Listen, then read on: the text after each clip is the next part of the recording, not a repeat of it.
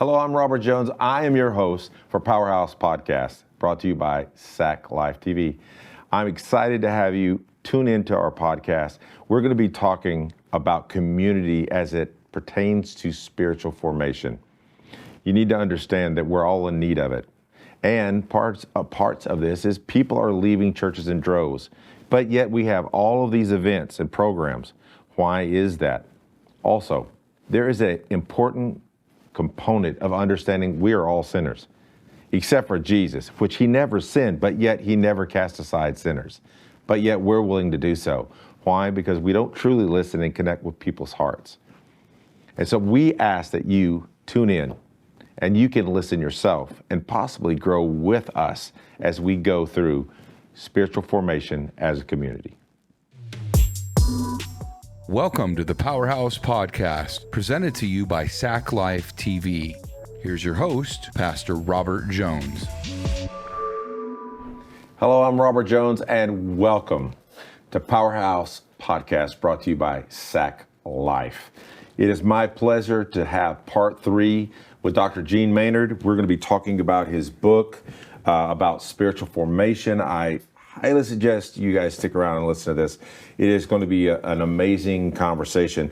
But before we get going on our conversation, I've read your book, I reviewed your book, love it.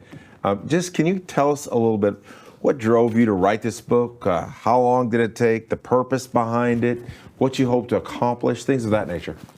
Yeah, so the goal for me with this is, number one, to just give any person who is hungry for something deeper, here's the way out of shallow, superficial spirituality, which is everywhere in our Christian church world, into something that gives you a deeper life with Christ. I wanted it to be available for anyone and accessible. I wanted to tell the story as simply as I could. I also wanted it to be something for pastors. So for a pastor who goes, I need a model for how to do this. I know how to do church this way. I don't know how to do church this way. I wanted to give a guidebook that said this step, this step, this step. And that will lead you into a different kind of ministry.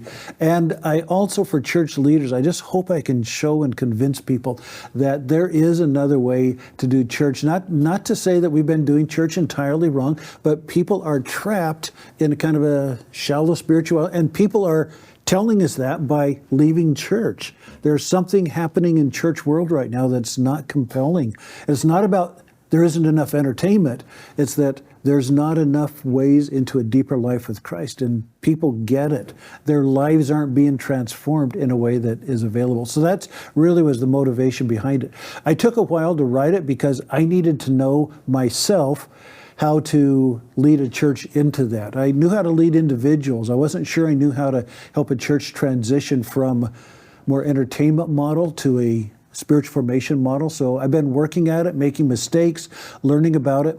And then my wife and I mentioned, some of our episodes, I went on this pilgrimage over in Spain. It's 1,000 years old, 500 miles long. And we used every day of the week, we used a little guidebook by a guy named John Brierley. It was called the El Camino de Santiago guidebook, and it gave you a map for every day. It showed you where cafes were, it showed you where hostels were, hotels, showed you interesting sites. Honestly, that was our lifesaver. It kept us from getting lost. When I got lost because I thought I knew the way without consulting it, I could go back and say, oh, I should have made the turn here. And it was just that practical, and that's been in the back of my head ever since 2014. There needs to be something available for a person that wants to get from I keep calling it the shallows of spirituality into a deeper life with Christ. And that's what I'm trying to do in this. It's a little personal. I'm not really trying to be all that self-revealing, even though I do have some of that in here. But I'm only doing it because, I don't know about you, but during the whole COVID years since then, we've watched this thing where people with position are telling everyone else, here's the rules you have to follow, and then we find out that they don't follow them. I really bothered me a lot, actually, and I thought, okay, I'm going to write something that if someone reads this, they'll know that I went there first. It's not me saying you should do this, and I haven't done it myself. It's a lot written like that, and so it's trying to come from a place of authenticity. Well, I've really enjoyed the read, and we're going to put the information up. You see it there, Trekking, a guidebook to spiritual transformation, and I'm telling you, it is an amazing book. I love it. My book's all been up, otherwise I'd show you mine.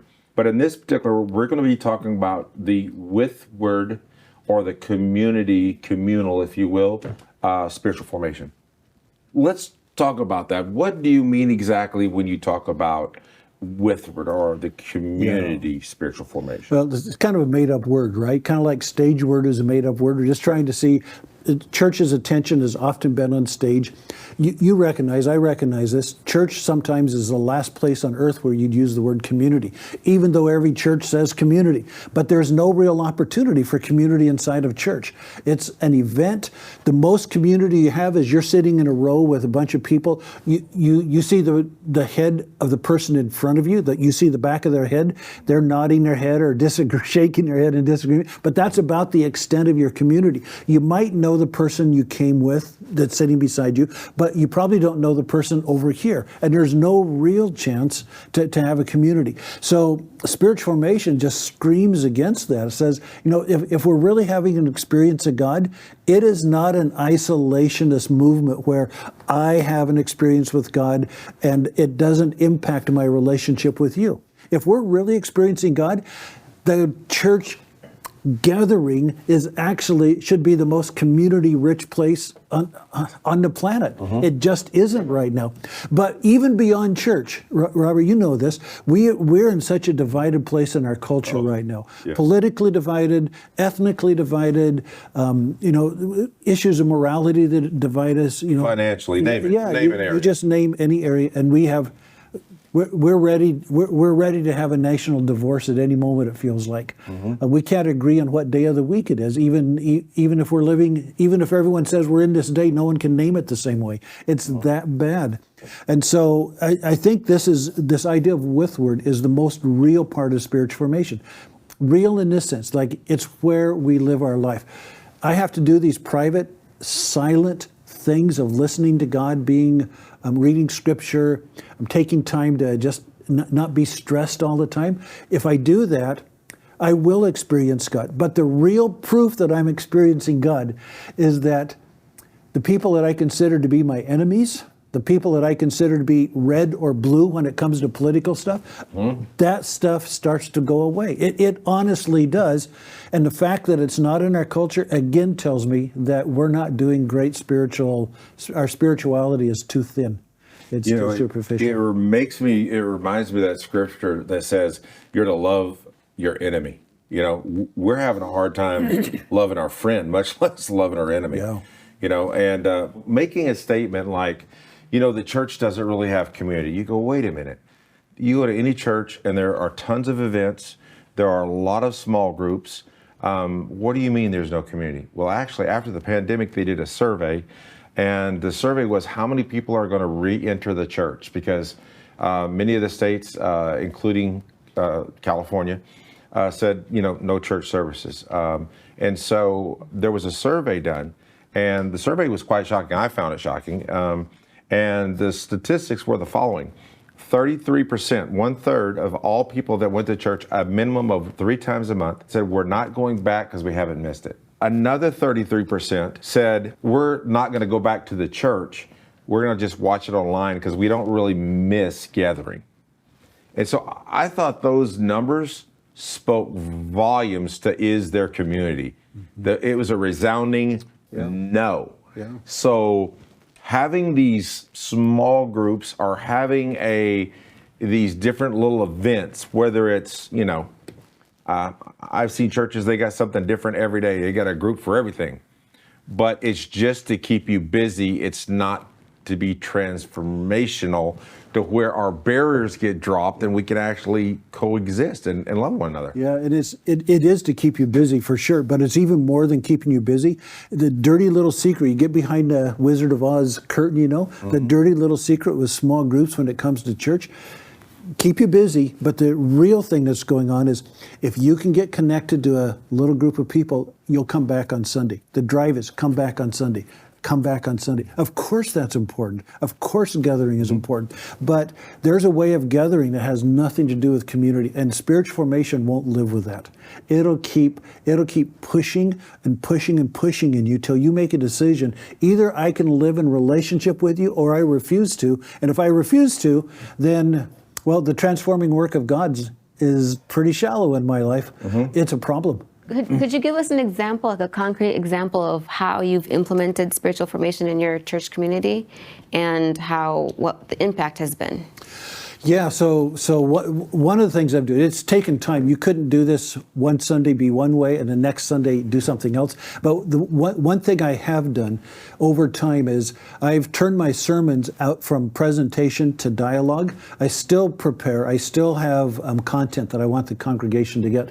But in the middle of it, you've been in class with me, in the middle of it is trying to draw people out. I'm not trying to make some points, and I'm not trying to get a wow from people. What I'm trying to do is to engage with them so that they get a chance to think, they get a chance to disagree, they get a chance to ask a question, or I can ask a question. So over a 30, 40-minute message, for example, I'll share 10 or 15 minutes and then say, you know what, here's a question I want you to wrestle with your neighbor. And 3 or 4 people, and they turn to each other and they wrestle with it. Some people hate it, some people refuse to do it, some people give me nasty looks and all that kind of stuff. You expect me to talk to the person beside me? I'm not going to do that.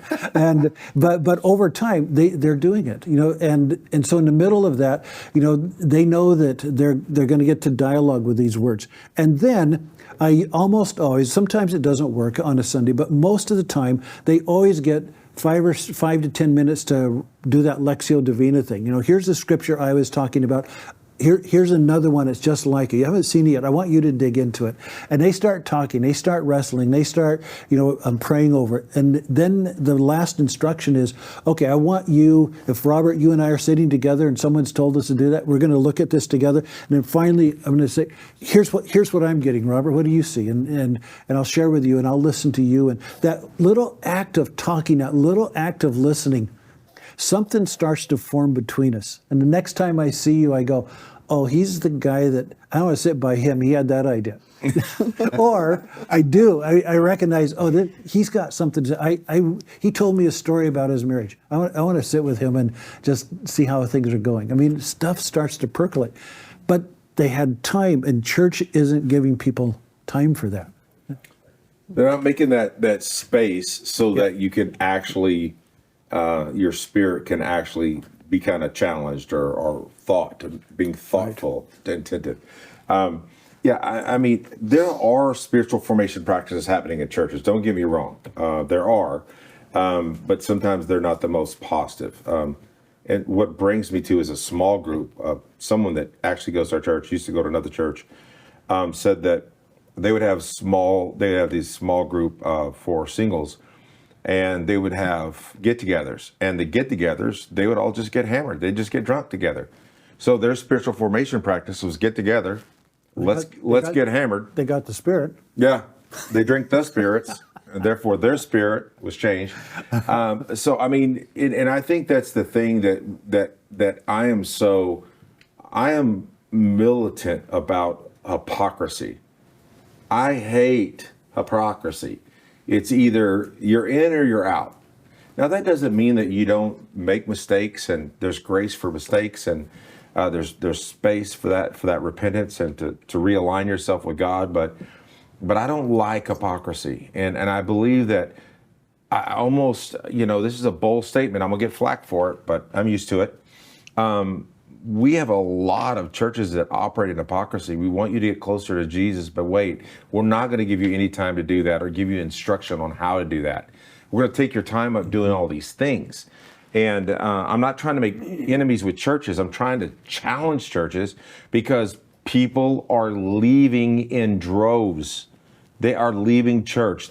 I read a recent report put out by Barna, and the statistic reads that the grandkids of Gen Zs, there will be 0% that believe in Jesus Christ. So Christian pastors, if you do not start embracing transformation in a spiritual way for your congregants, you won't have one.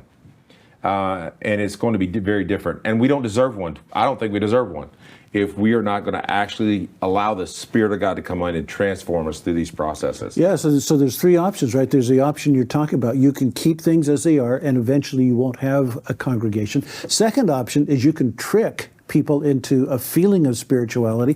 One of my sound people said, Pastor, I know what you're trying to do. I can help you with this. And I said, well, what do you mean? He says, well, let me turn up the bass on the music and people will feel the presence of God. Now, we know we know that people feel things when music's going, right? I mean, I got what he was saying, but that's a trick. And that's not the actual thing. So the third option then is to do this hard work of starting to create space where people can, they're responsible for actually hearing, listening, engaging, arguing, and coming to a place where they go, wow, we've never had a chance to talk about our spiritual life with anyone.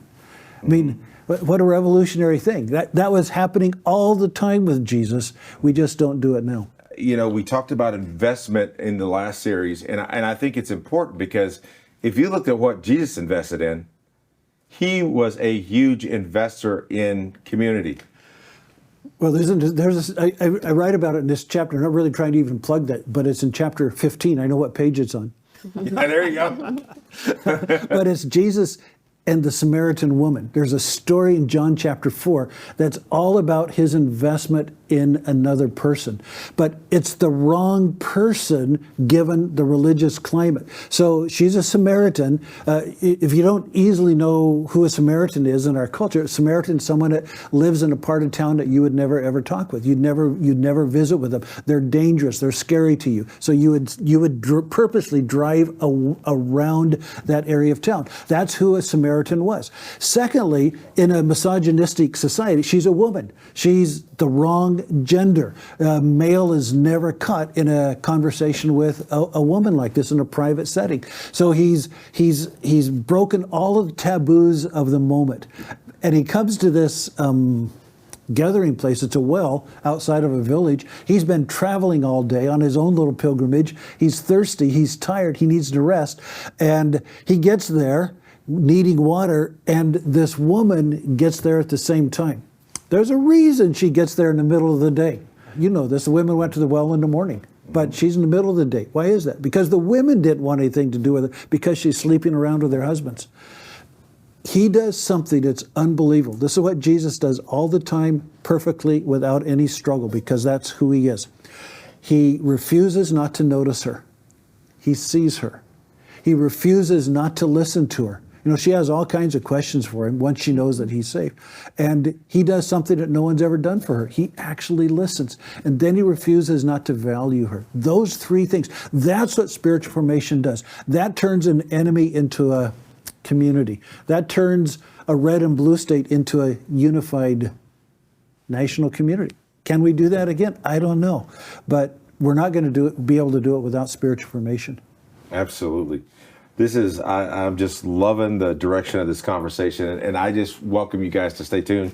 We're going to take a short break, but we're going to be right back, and we're going to go deeper into what does it mean to be into spiritual formation as far as a community. What does it look like? What is it going to take? All right? Please stay tuned. We'll be right back. SAC Live TV is proud to sponsor the Powerhouse Podcast with Pastor Robert Jones. If you'd like to be a sponsor, please contact us at info@saclife.tv. Are you looking for substance in your podcasts? Look no further. Introducing the Powerhouse Podcast. Join us every week as we delve into politics, religion, entertainment, and education.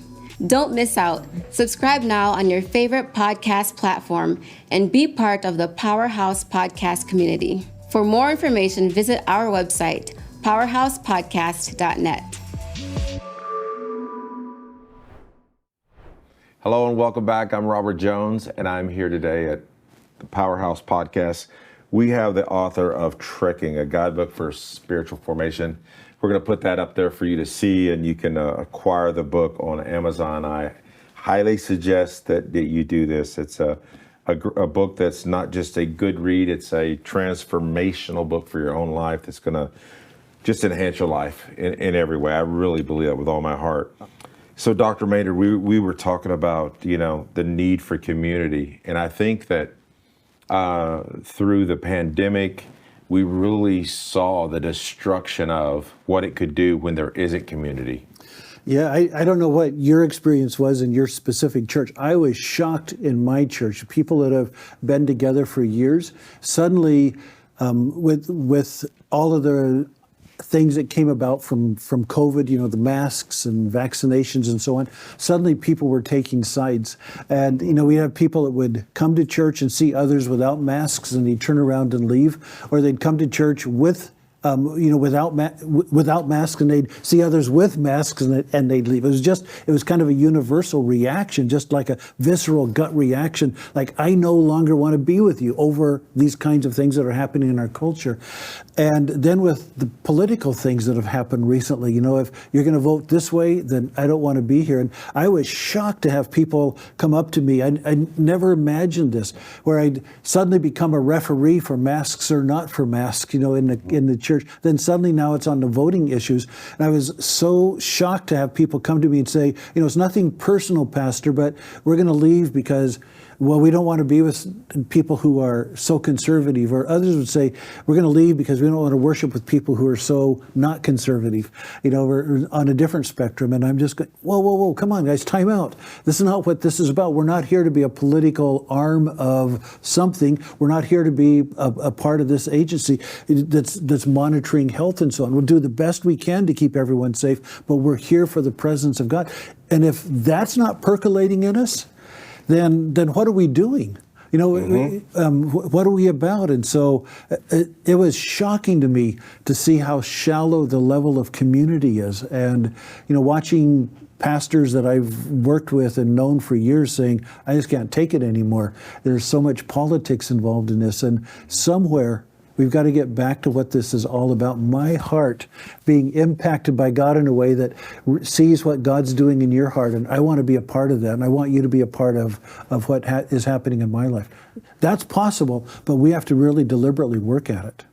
I could agree with you more. And that is I think that's a statement to where churches might have failed. And again, I feel very at liberty to speak on this because I am a pastor. I'm a pastor in the city. I've lived here 39 years. My family has been in pastoring for 116 years total. My grandfather, my dad, and then myself. So I think that I could be the biggest critic of them all because I've been around it forever. And it's sad that even in Christianity, in our churches, we choose sides. We choose sides. It's just that simple. I remember praying, it was before the election before last, and I was praying about this, and there's certain things that just drive me crazy, I'll be honest with you. Some of these politicians, the only reason they have a job is they can't do anything else, but I can't believe some of their ideals sometimes that they come out with and what they do. And I was getting ready to just I was getting ready to get on my soapbox, and I got checked in. I need you to promote me. Forget politics, forget this, forget that. Promote me. Be what I'm about. And that really spoke to me. And it really changed the way I kind of approach things because the gospel does line up in living a certain moral way that I adhere to. Yeah, absolutely. But not everybody adheres to it. But so how are we going to approach those issues that don't line up with us? Well, the way the church has done in the past is we just cut them off and then that's that. But that's not really being an agent of transformation or an agent of love or an agent of what Jesus did, as you spoke of the woman at the well. Mm-hmm. And so that has really kind of pricked my heart. And so I really try my best not to get immersed in all that stuff.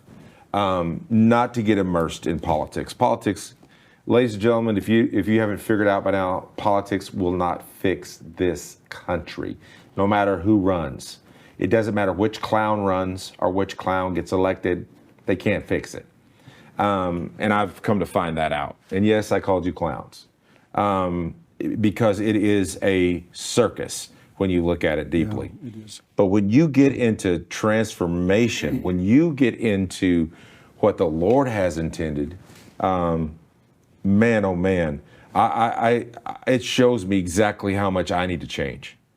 You know, it's such a great wake-up moment, isn't it? You just realize, after all the time we've spent preaching the gospel, helping people get into Scripture, we still have so many people in our churches that know their conservative political platform or their liberal progressive political platform better than they know the Gospels of Christ. There's a lot of work to do. The good news is Christ hasn't given up on any single person, even on any political clown.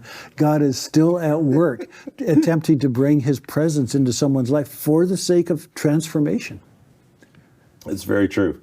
So this community, if you were to have it formed in a way that you think it would be successful, what model would you go to? Would you go into Mark, maybe chapter 3, when he talks about it, or how would you see it as? Well, yeah, Mark chapter 3, I love verses 14 to 19. Verse 14 says Jesus, just right before this, he's been up on the hill praying, right? He's been asking God for wisdom. Who do I choose as my 12 disciples? He comes down, he selects 12 disciples, and then he names them. These 12 men have no business being in a car together. They are going to destroy each other. There's a political zealot. There's a person who's been a collaborator with the Roman Empire. There's fishermen. There's elite city urban folks. You know, there's just the demographics are so not smart. And Jesus brings them together and says, I want you to be my followers. But here's what he does before he does anything with them. He said, one thing, here's your mission. I want you to be with me. I'll send you out eventually, but first I want you to be with me. And it was that act of those 12 really disparate people being with him, they started to slowly lose their edges. You know, the zealot that had the knife ready to give it to the collaborator, he eventually got rid of the knife. He eventually, you know, they hung out together. That could happen, but our church has to create the space for that to happen. We have to let people learn how to be with Jesus, invite them into that. That's amazing. Yeah, I think that churches do a great job at creating a following or an agenda. I mean, human beings are smart, and it's amazing what they can accomplish. But I tell you what, when we open the door of this transformation as a community, that's when I think you'll see some unity.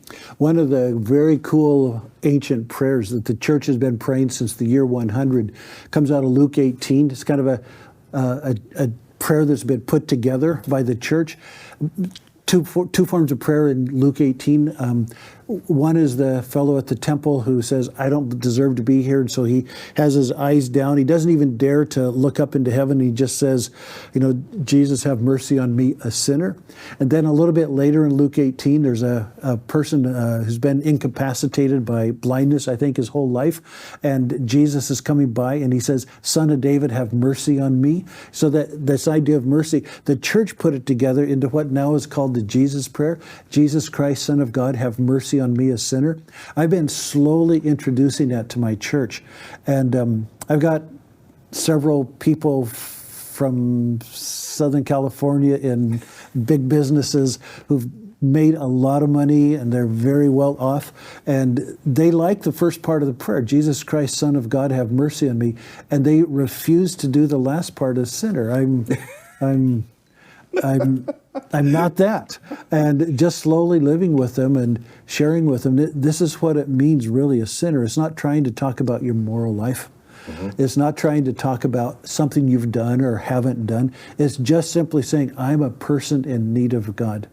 And once they're wrapping their head around it, it's inspiring to me to watch and listen to some of these men when we get together as a group of guys and they'll go, Jesus Christ, Son of God, have mercy on me. And it's not about have mercy on me, I need my investments to do better. It's have mercy on me. I haven't been great for my wife this last week. Come on. And that vulnerability, that kind of honesty, now it doesn't matter who they're going to vote for. Now it doesn't matter if they wore masks or didn't wear masks during COVID. Now it doesn't matter if they've been vaccinated 3 times or 10 times or no times. Now there's something happening in their spirit where they are sitting around the table and they want to make eye contact with each other. Jesus Christ, Son of God, have mercy on me. Wow. I've got 10 reasons why I need you so bad. I'm a sinner. Well, it makes you question if something like a mask or a political affiliation or whatever it is, it doesn't really matter. If that can divide you, how strong is the community that you're involved in? Is it really of anything of strength? And I could understand why people are turned off by religion, because they see such division within the body itself, within the community of believers, right? Yeah, and most people have this instinct anymore. I can't go to church and be myself. I might go to church, but if I do, I have to put on the church person that I'm not actually. You're going back to it's making me be a hypocrite to be able to fit into this church. And most people today are saying, I don't need that. I don't want that. I can go somewhere else and be who I am, and there's people that accept me. The church is the least accepting place in their head. Yeah. And actually Christ is the most accepting person ever. Well, that's the thing that drives me crazy, because the church is supposed to be the place that Christ unifies you and redeems you, and you're brought together and you're brought in this great community. And churches have turned into this place of where we show disapproval or don't accept. Or I remember a moment, and we had someone that they were coming to our church. They were same-sex attractive, and I knew they were. And I just continued along doing what I do, and I when I know something, I never preach at somebody. I don't believe in doing that. But I was gone a Sunday, and I let someone else speak on my behalf, and they took the opportunity to just absolutely just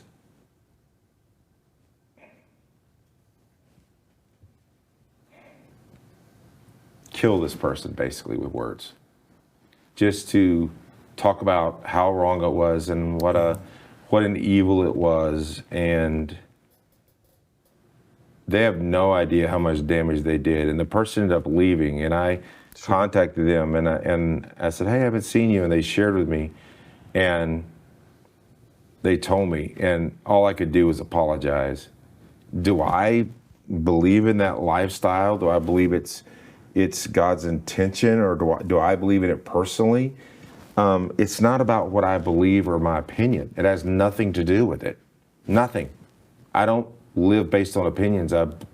I do everything based on the truth. But I know it was done in the wrong way. I know it was done in an unloving way. I know it was done in a way that would not honor God at all. And that broke my heart. And I hope that we can create communities through spiritual transformation, that when someone doesn't act like us, look like us, smell like us, whatever the case may be, make the same amount of money of us or less money or whatever it is, I hope we can create communities, and that our churches will invite spiritual formation in for the benefit of community to tie us together. Once again, we're going to put up the book, Trekking, a guidebook for spiritual formation. I also highly suggest that you tune in to the Compass Center. It's a spiritual formation newsletter. And so we put all that up there. We're going to leave that up for a second so you guys can get that down, take your phone out, take a picture of it if you're viewing it, if you're listening to it. I'm going to repeat them again: facebook.com @Gene Maynard, Maynard, Instagram.com Gene Maynard, Gene W. Maynard, and the compasscenter.podia.com. And then also he's on, Dr. Maynard is on Substack. It's genemaynard.substack.com. Sac Life TV is proud to sponsor the Powerhouse Podcast with Pastor Robert Jones. If you'd like to be a sponsor, please contact us at info@saclife.tv. Are you looking for substance in your podcasts? Look no further. Introducing the Powerhouse Podcast. Join us every week as we delve into politics, religion, entertainment, and education. Don't miss out. Subscribe now on your favorite podcast platform and be part of the Powerhouse Podcast community. For more information, visit our website, powerhousepodcast.net. Hello and welcome back. I'm Robert Jones, your host for the Powerhouse Podcast, and with me is Dr. Gene Maynard, and we're talking about what does spiritual formation look like when it's in a community setting. So let's talk about that. We've talked about kind of the lack of community and what it doesn't look like. We've talked about some of the things that are destructive in a community as churches set up now. But when it's in a spiritual formation setting, when community is developed correctly, built correctly, what does that look like? Like, what is the foundation and how does it operate? Yeah, so the way church is constructed today, the stage plays an awfully important thing, and someone's elevated up over, we're looking at, we're like at an event, but spiritual formation draws our attention from stage. It draws it first up towards the presence of God, draws us in with spiritual practices where our souls start to be transformed. We've talked about that, and then that brings us into community. And there's a couple of beautiful stories, if I can just at least share one or two of them here. Please.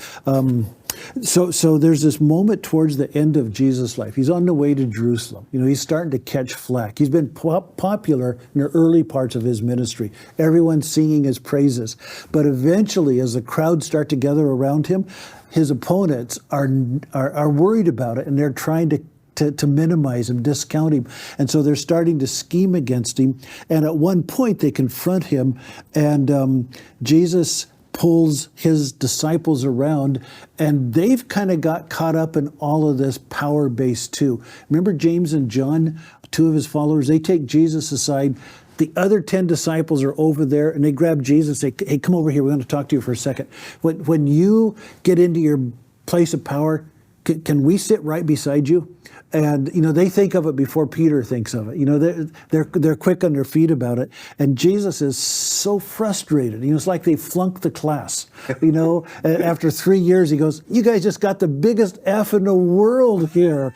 And then he calls the whole group together and he says, "Okay, so you know how it works out here in the world." Just reading out of Mark chapter 10, you know how it works in the world. The rulers lord it over everyone, and the high officials exercise authority over everyone. But not so with you. If you're going to be with me, if I'm going to be in you, you're going to, in order to be great, you must become the servant. That's how this works. So let's change the language and make it about community. As opposed to lording it over, let's use the word listen. Because listening is key to creating community. So let's say that Jesus would have said, you know how it works in the world. The leaders never listen to you. They expect you to listen to them. But if you're my people, he said, that's not how it's going to be. You're going to be the chief listeners in the community.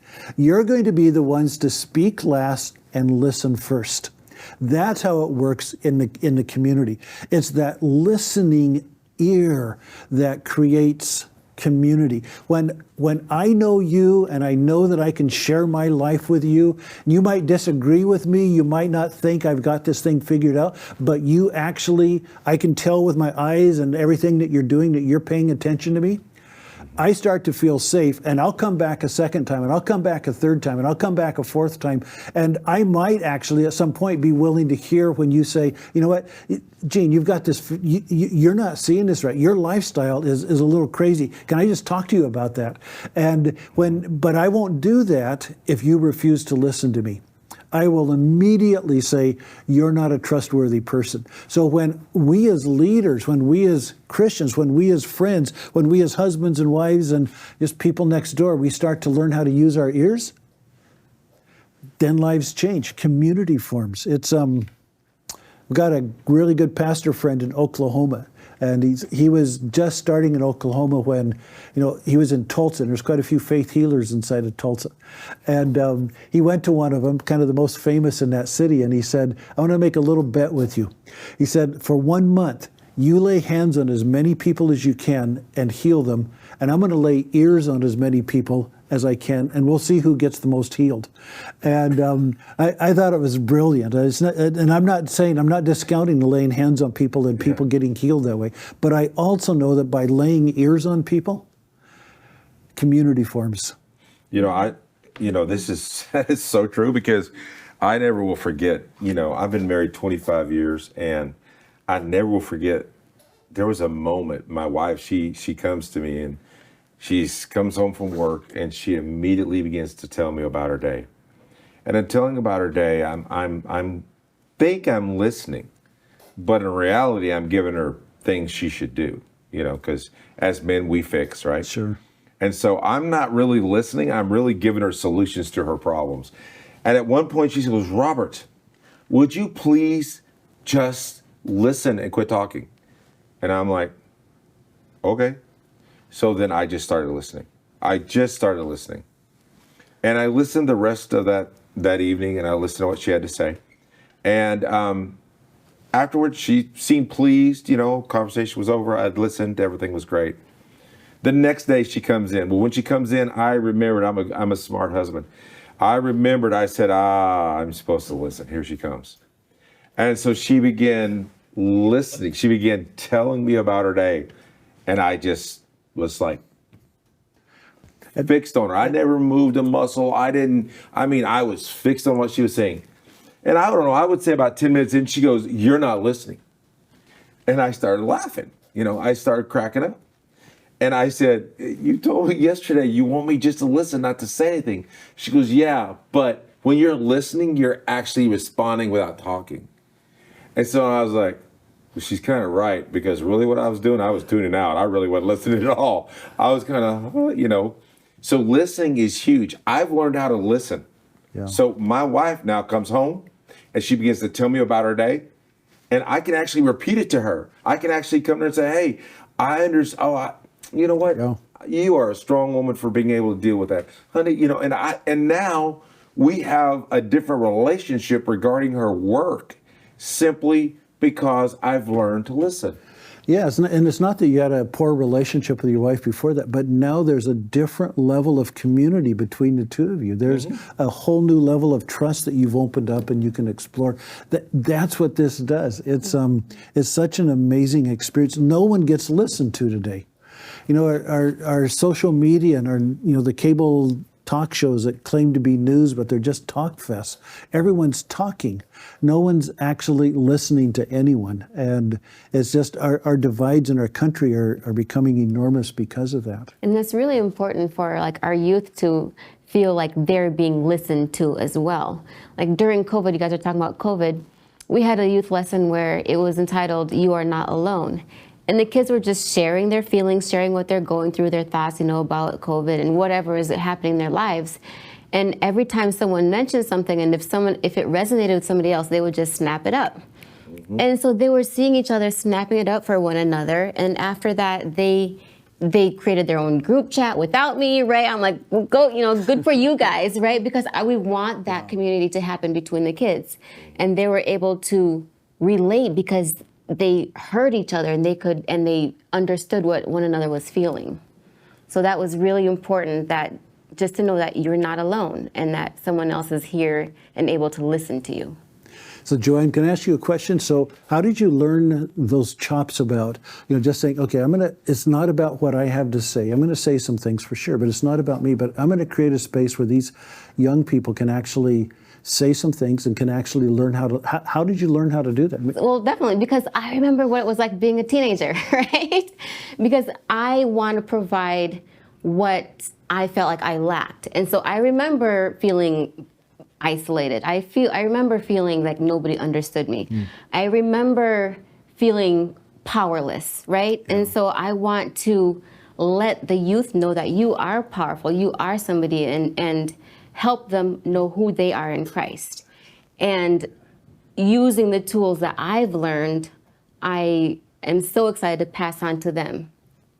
Yeah, that's so cool. You know what you did with your wife and what Joanna's doing with the young people? Carl Menninger, the father of American psychology, said, or psychiatry, said it's unlove that makes us unwell, and it's love that makes us well.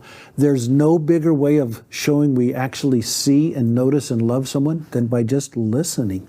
It's so counterintuitive. It seems like we ought to do something big. It's just listen. Just listen, and community starts to form. But I have to be able to get out of myself to listen to you. That's what spiritual formation does. Well, that's one of the things, like when I went through the graduate program at the college, I had to take a counseling course. And what I noticed is that every good counselor, you have to be a good listener. Yeah. Like, because you listen more than you talk. And so the way to heal is to listen to those that hurt. It's not to talk to them, it's actually to listen to them. And so I really, it's changed the way when I do any kind of counseling at all, and I'm asked to from time to time, I literally will sit there and I just listen and I make a note. They'll say something and I'll make a note. They'll say something, I'll make a note. And then when I've listened, heard them out, I call it listening them out. When I've listened them out, then I will refer back to those things that caught my attention, then I can address with them and talk to them about. But it is such a healing process. And I didn't realize it. I work with Joanne. And Joanne is like my counselor. She doesn't know this. But Joanne is like my counselor because anytime something is wrong, I work with her. So I'm around her probably more than anyone else. And so I'm always going to her office. And she really should get paid for counseling because I'm always going in. And I really don't want her opinion most of the time. I just want her to listen because I have something on my heart, And she is a great listener. And it does, it's like medicine for the soul. It is. Joanne, you need to make sure you send him a bill. Right.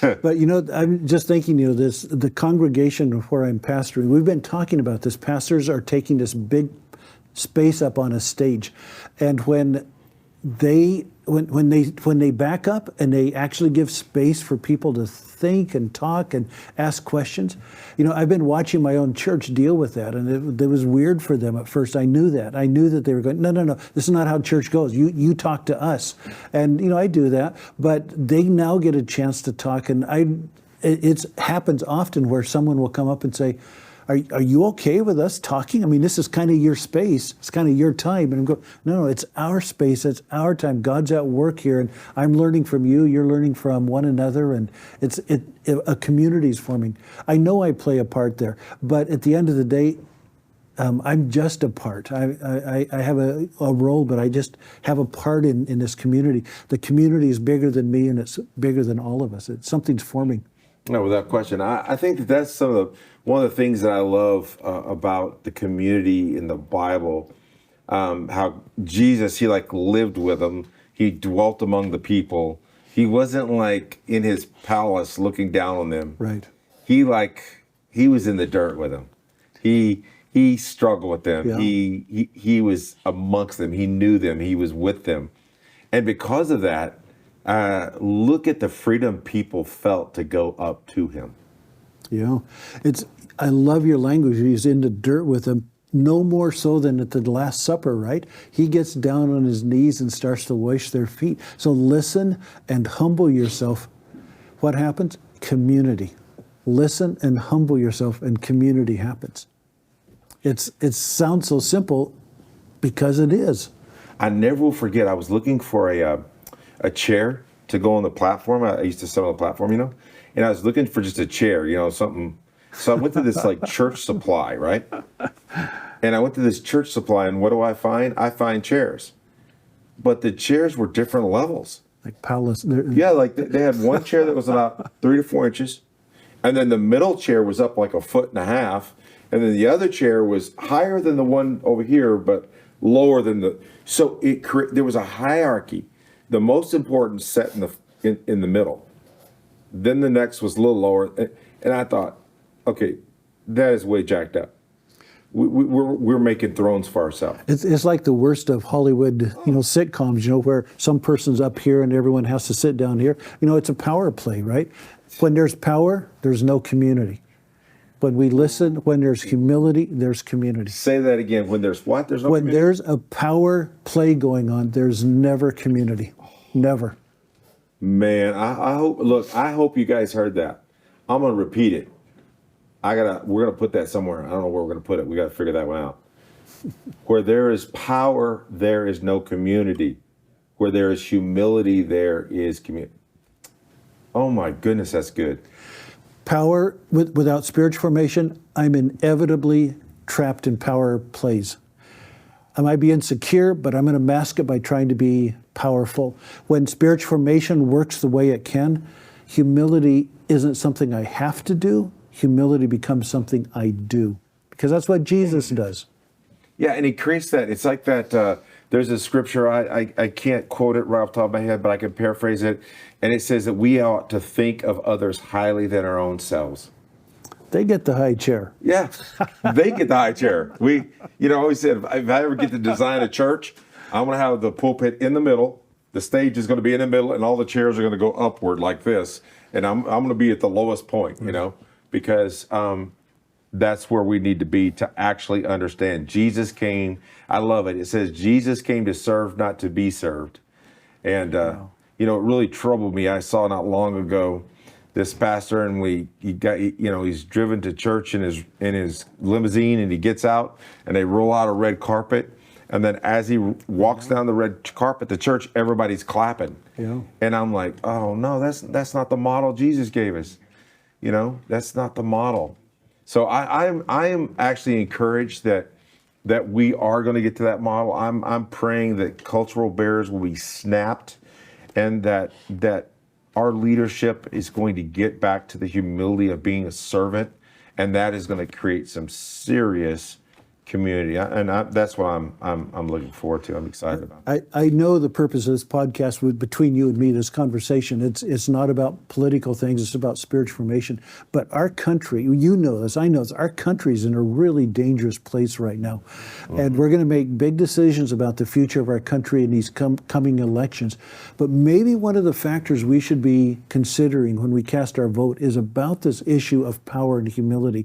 If we have leaders who are over us, looking down on us, calling us deplorables, calling us whatever names because we don't agree with their positions, do those people actually deserve to have powerful positions? I doubt it. This culture is in desperate need of spiritual formation. I couldn't agree with you more. Well, I want to thank you guys for all tuning in, listening. We really appreciate it. Robert Jones here is your host. Thank you, Dr. Maynard, for being a part of this. Ms. Joanne, thank you for your input and insight. We're going to have session 4, which is going to be the outward portion of spiritual formation. I hope you tune in with us. Thank you.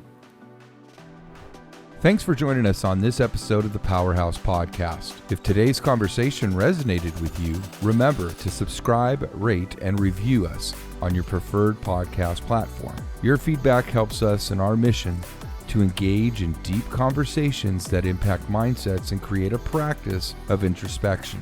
Do you have an idea or a topic for a show? Message us at php@saclife.tv. Remember, your voice matters, and together we have the power to influence positive change in our world.